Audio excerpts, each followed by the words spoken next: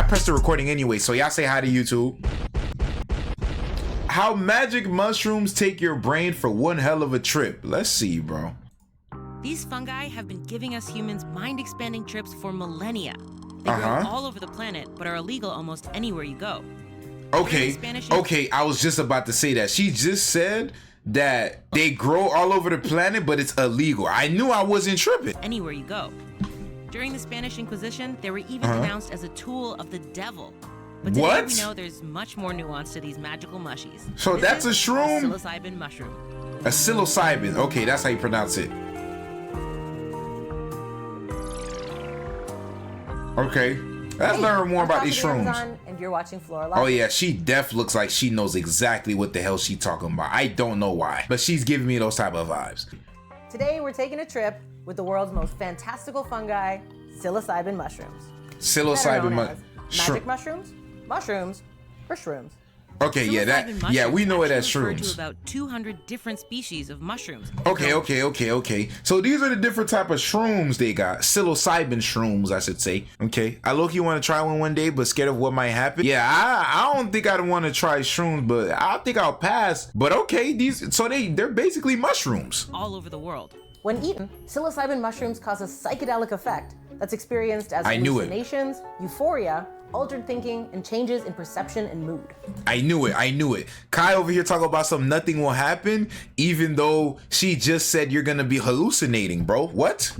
The compound in magic mushrooms that make them so magical is their namesake, psilocybin. Once ingested, the liver converts this compound into another called psilocin. Psilocin molecules are almost the exact same shape as serotonin, the neurotransmitter that regulates mood.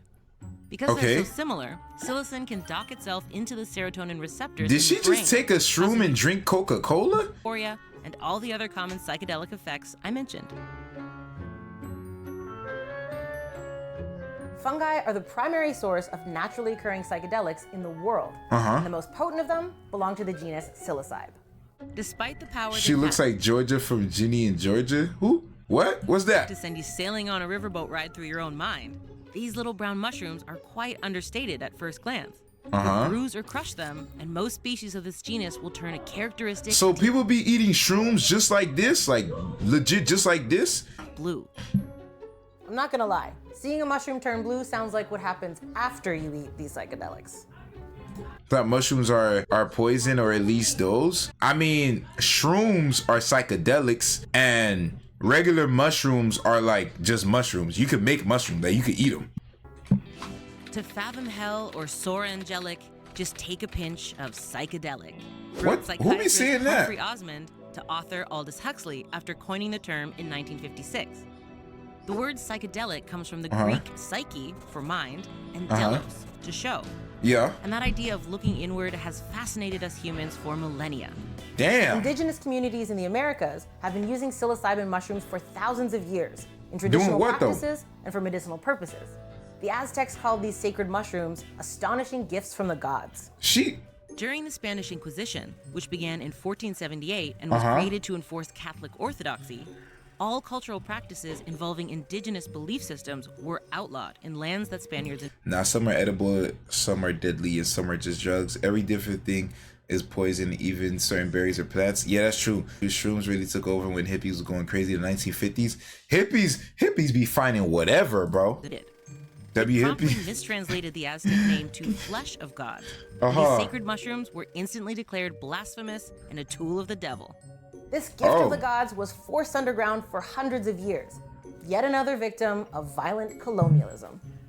Its common use today is similarly thanks to exploitation, but this time it came about through cultural appropriation. Mainstream popularity of mushrooms began after the publication of a magazine article and figuring in out. 1957. I think so. So you telling me this mushroom grows from the ground and people get high off of this? That's what you telling me? That detailed the sacred mushroom rituals of the Mazatec people of Mexico. Yes? Are you serious? That's legit all shrooms is? You telling me it grows from the ground, people take it, eat it, and get high? So what about the mushrooms that you cook? Like, how can you tell the difference between a shroom and a mushroom? Like, you could tell the difference? What are you supposed to do to a shroom in order to get high? Despite promising his guide that he wouldn't share the secrets of that ritual, he published anyway. His interest in this hallucinogenic mushroom instantly spiked. Okay. Just 2 years later, Sandoz Pharmaceutical had isolated, synthesized, and patented the extraction process of psilocybin. That Life magazine article, which actually coined the term magic mushroom, inadvertently made psilocybin mushrooms an instant counterculture success, beloved by the hippies of the 60s. Yeah. Wow, that's crazy. There are shrooms that grow from feces and people get high off that. Shrooms that grow up mainly, cow poop? This then directly led to mushrooms being included in the Controlled Substances Act of 1970 in the United States and being classified a Schedule I drug.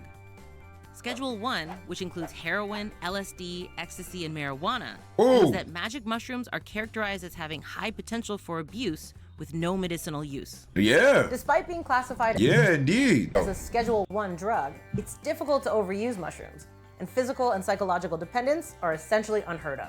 Mushrooms have low toxicity and are generally well tolerated. A 2016 study found that of 12,000 users, only 24 reported having to seek emergency medical care after taking mushrooms. Overdose for some drugs means death. Wait, so hold on. So wait, I'm trying to wrap my head around this. Hold on. So you telling me shrooms grow from the ground? People take them out. They like let them dry up and they take them and they get high? What about the regular mushroom? Like what if I want to just regularly eat a mushroom? It gotta have psilocybin. I'm pretty sure that's how you say it. In it? Okay. It has to have that in it. But how do you put it in it though? You get a mushroom from Publix, you good? Okay. It grows naturally in certain ones. Okay, I'm understanding now. Like how weed is technically fruit, but it got THC in it. Yeah, you're right. Psilocybin. Overdose can be described as a very, very bad trip. Yeah, indeed. Expect intense and terrifying hallucinations, panic attacks, vomiting, diarrhea, paranoia, Damn. and sometimes even psychosis. Damn. Overdose usually lasts 6 to 8 hours, but can take upwards of several days to completely fade.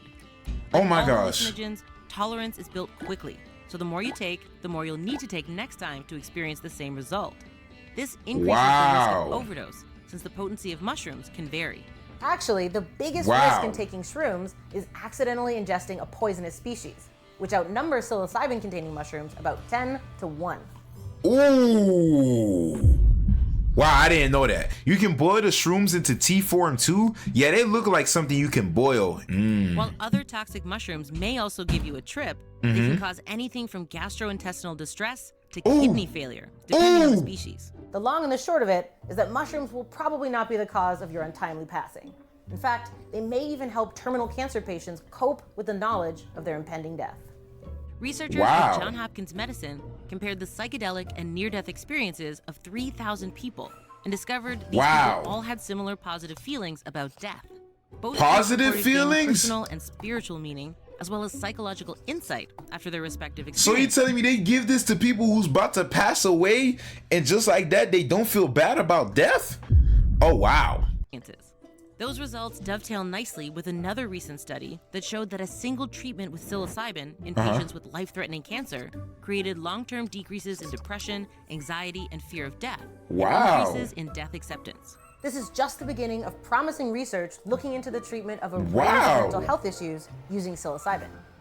Attitudes toward this banned fungus are starting to shift as governments begin to embrace the potential medicinal and therapeutic benefits of psilocybin mushrooms. I was just about to say that. For example, psilocybin mushrooms have already been legalized in Oregon and Colorado. A handful of countries around the world also have a range of laws legalizing or decriminalizing mushrooms, while others have laws in place that are essentially unenforced. Okay, yeah. I was just about to say, I feel like soon they're probably going to use psilocybin for some medicinal purposes. I'm not going to lie. DMT is what your body releases when you're like going to die. For real, it's kind of nuts, but I also don't remember it that much. Wow. They sound like something from a Tolkien novel. Magic mushrooms are not as mythical as their name implies and can be found quite easily around the world. 2 species of magic mushrooms, psilocybe cyanescens and psilocybe elenii, for example, love wood that already has most of its nutrients removed.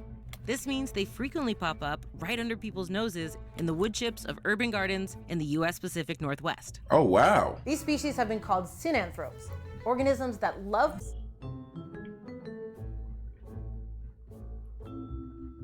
So what should we talk about next? Let me know in the comments. I'm cool, Don't forget to Quetta. subscribe for new episodes every week. Bye. Wow, that was very informative. Wow.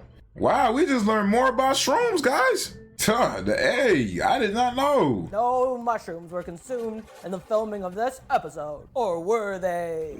Man, she's lying like shit. I feel like she took one. I ain't gonna lie. She probably took one or took one after. What's happening? This is like.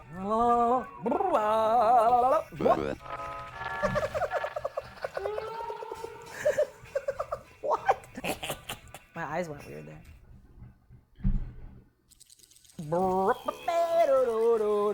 Yeah, one more time. Yeah, she def took that bit. I ain't gonna lie. But hey, W-Vid, that was informative as hell. That was fire. That was fire. YouTube, we are.